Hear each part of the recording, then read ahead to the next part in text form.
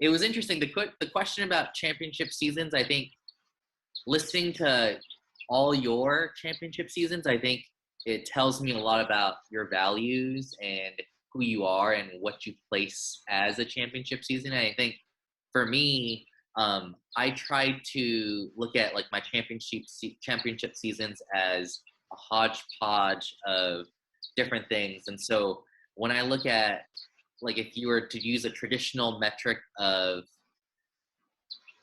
standardized test scores, like all the test scores, like I look at like my third year of teaching as just like my most privileged, in that Mhm. like my students were grinding. I had, the systems right away. It was right after my 2 years of TFA. And so I had like a lot more time to devote to it. And it was like all about the grind, all about the scores. Um, and I look at that as like my first season.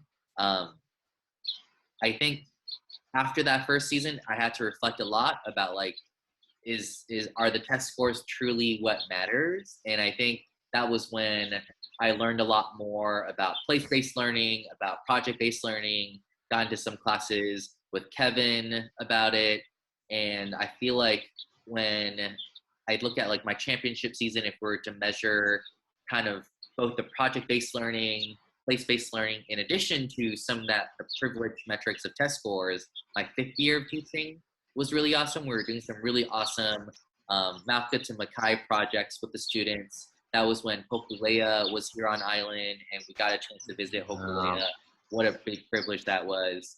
And in addition, it was my first year teaching an inclusion classroom. So doing that in an inclusion classroom, showing people that it is possible to do all that as well as continue to have awesome test scores, I think was kind of like a big reflection piece for me, and actually really made me think about being a coach, how to make that not just possible in my classroom, but make it possible school wide. Mhm. Mhm. And so I think Kevin kind of referenced it in his championship season, but that same season that he talked about, what I felt like it was my kind of championship season as well, that seventh year where it was COVID shortened. We kind of had to wrap it up in like a bubble kind of championship, the way the Lakers had to wrap it up.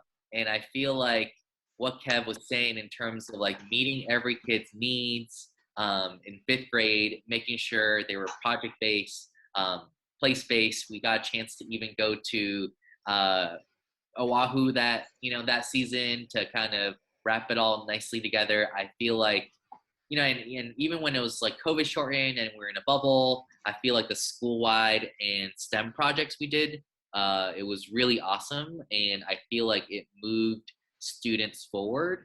And I think, yeah, I feel like my definition of a championship has really grown to just above and beyond just like the traditional like SBA fluency, all of that. And so I think I'm probably speaking from a little bit of male privilege here to say I had three championship Mm. seasons, but I feel like as a team, we did such a good job those 3 years, my third, fifth, and seventh years.